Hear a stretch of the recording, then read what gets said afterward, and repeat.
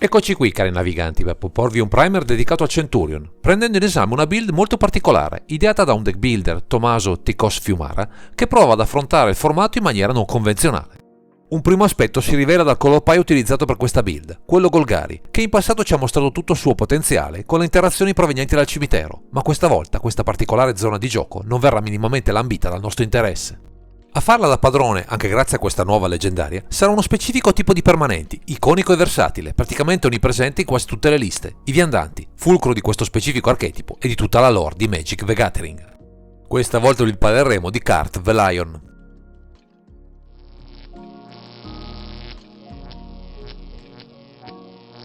Siamo al cospetto di una creatura proveniente da Modern Horizon 2, che ci offre, per la prima volta in assoluto, un'interazione così spinta verso i Planeswalker, con una serie di abilità specifiche che ne rende il loro utilizzo vantaggioso più che mai. Ma andiamo con ordine, descrivendo le sue caratteristiche. Con 4 mana, 2 generici, 1 nero e 1 verde, abbiamo un guerriero umano con forza 3 e costituzione 5 e 2 abilità dedicate espressamente ai viandanti. Nella prima abilità abbiamo, ogni qualvolta Kart the Lion entra nel campo di battaglia o un Planeswalker che controlli muore, guarda le prime 7 carte del tuo grimorio, puoi rivelare una carta Planeswalker scelta tra esse e aggiungerla alla tua mano, metti le altre in fondo al tuo grimorio in ordine casuale. Nella seconda troviamo le abilità di fedeltà dei Planeswalker che attivi costano un +1 addizionale per essere attivate. Sulla prima abilità abbiamo un interessante strumento per trovare i nostri viandanti dalla pila del grimorio, sia quando entra il nostro generale in campo, sia quando uno di loro muoia con lui in gioco, dandoci un valido strumento per avere sempre sul board qualcuno di loro attivo. È però la seconda abilità quella più interessante, perché ci darà modo di potenziare enormemente le abilità attivabili del Planeswalker a disposizione, permettendoci di raggiungere presto quelle ultimate e quegli emblemi che spesso possono decretare la nostra vittoria. Di certo abbiamo con questo Kart the Lion un modo tutto nuovo per affrontare le partite in un color pie che però sembra, almeno in apparenza, poco incline a interagire con i viandanti, ma come vedrete tra poco il potenziale è all'altezza delle aspettative del formato.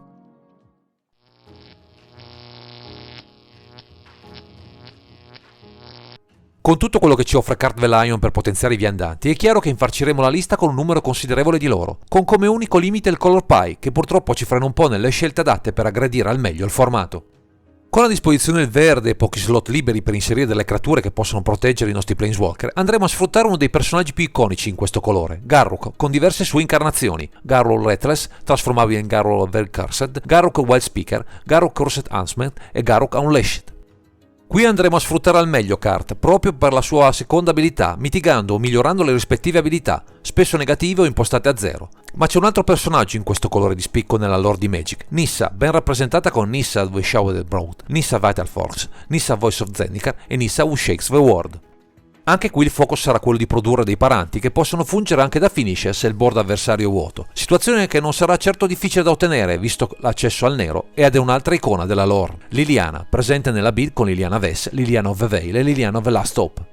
Tra effetti di discard e sacrificio ci saranno ben poche creature che potranno impensierire i nostri viandanti, che come potete vedere sono diversi e spaziano su molti ambiti, annoverando anche altri 2 personaggi molto presenti tra i vari piani, Sorin con Sorin Markon e Sorin the Mythless e Vraska con Vraska Van Sin e Vraska Golgari Queen.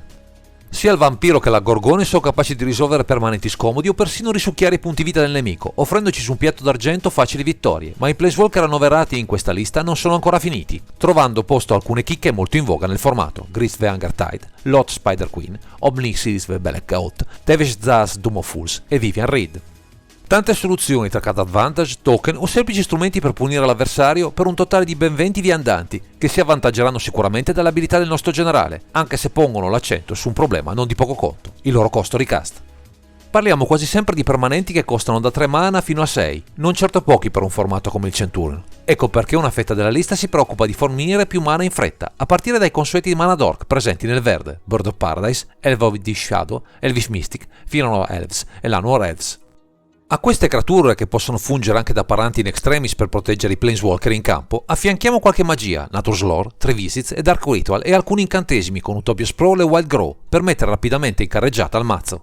Tra i costi del comandante e dei Planeswalker la curva mana non è certo bassa e ogni elemento che ci permette di accelerare la nostra azione sarà sempre molto gradito.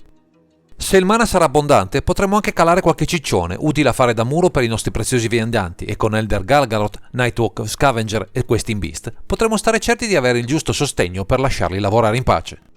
Inseriamo anche 2 protezioni aggiuntive, Eternal Witness, utile per recuperare qualcosa dal nostro cimitero, e Allosaurus Shepherd, per tutelarci dai counter, vera minaccia per il nostro gameplay, affamato di risorse e decisivo nelle giocate, soprattutto se combiniamo Kart con un Planeswalker risolutivo.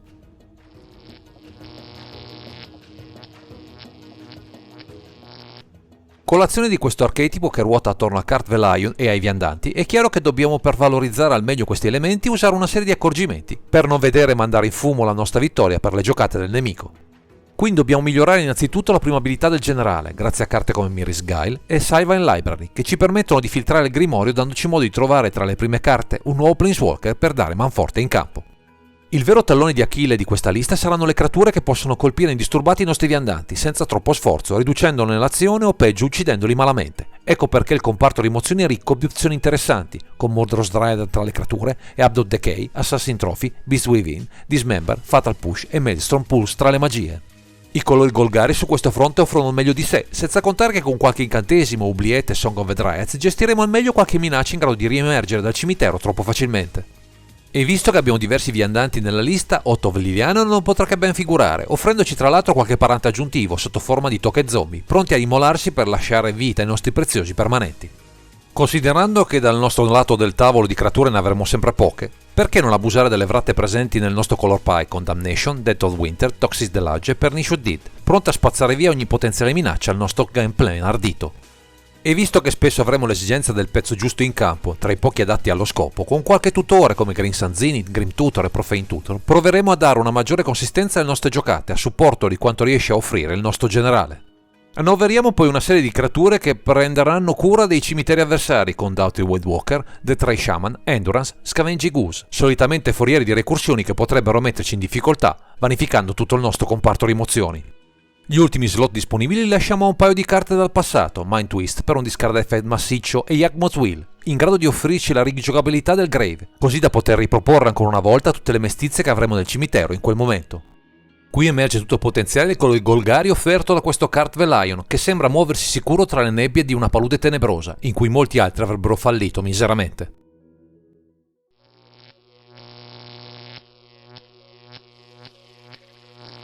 I passaggi che hanno portato Tommaso Ticos Fiumara a realizzare la lista che vi stiamo presentando in questo video dedicato a Kart the Lion sono stati molti, anche se sin dalle prime battute questo archetipo si è rivelato subito performante. L'iniziale eredità spirituale di questo mazzo proviene dall'Orwin Grace, per poi evolvere nella forma attuale sfruttando l'enorme potenziale di questo generale a tema viandanti, infarcendo la prima bozza della lista di tutti i Planeswalker disponibili nei colori Golgari.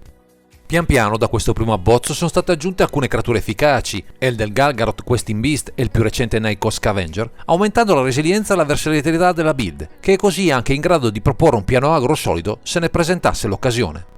I ramp effect, per compensare il costo di cast non certo leggero del generale e dei viandanti più esosi, sono stati via via limati fino alla forma attuale, lasciando nel raccoglitore tutto quello che non dava mana disponibile sin da subito, mantenendo elevata la disponibilità di fonti stappate per le nostre interazioni.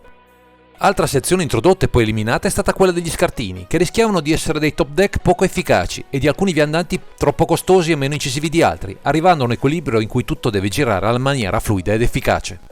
Insomma, un mazzo ragionato che punta a valorizzare Kart the Lion ma anche i colori Golgari, rivedendo completamente le priorità di questo color pie per un approccio innovativo tutto da scoprire.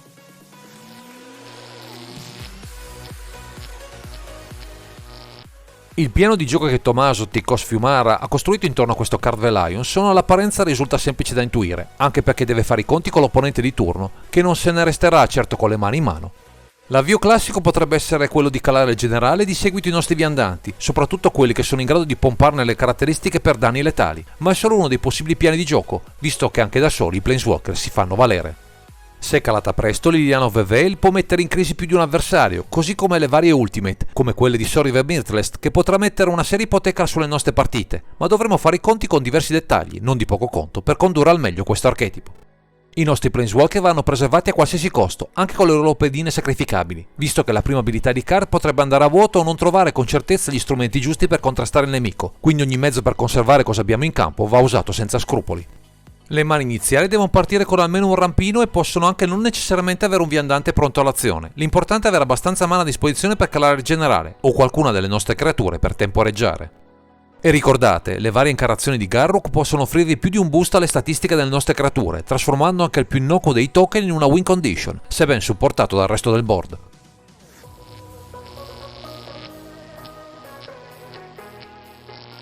Grazie ai consigli del nostro deck builder proviamo ora a comprendere come questo archetipo basato su Card Velion si posiziona nel meta Centurion rispetto ai diversi archetipi che al momento bazzicano tra i tavoli da gioco.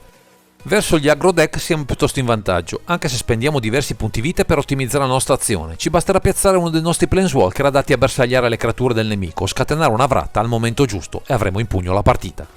Contro gli altri midrange, soprattutto se non annoverano il blu, ce la potremo cavare egregiamente, perché sarà costretto a interagire con il generale per non morire troppo presto dalle nostre ultime, che se ben protette ci permetteranno di portare a casa il risultato. Purtroppo verso i control e i combo deck, soprattutto se annoverano il blu, avremo enormi difficoltà a gestire le nostre giocate, che anche a causa dei rimbalzini possono infliggerci un time walk difficilmente sostenibile, rischiando di vanificare le nostre potenziali chiusure. Altro matchup complicato è rappresentato da Liovo del Mystery of Trest, che con i suoi lock può spegnere molto presto la nostra possibilità di vittoria, impedendoci di ottenere quel vantaggio necessario a tenergli testa quanto basta per attuare il nostro piano di gioco.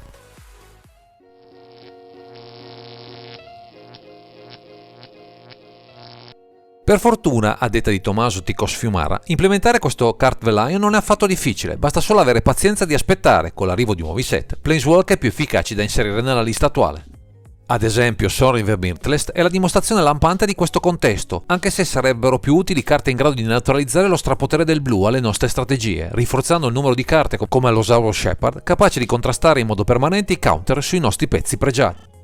Si potrebbe anche provare qualche aggiustamento, introducendo Vraskar Relic Seeker tra gli Planeswalker, magari al posto di Garruk Cosed Asmed o Veil Summer, come protezione per determinati colori, anche se dipenderà molto dal meta locale, viste le sue restrizioni, che ne possono limitare l'utilizzo in ogni situazione. Sul fronte della mana base sarebbe utile avere una scelta maggiore sul fronte delle terre doppie, mentre su quello delle removal, anche se non siamo messi male, qualche aggiunta con un costo inferiore farebbe sicuramente il suo ingresso trionfale tra le attuali 99.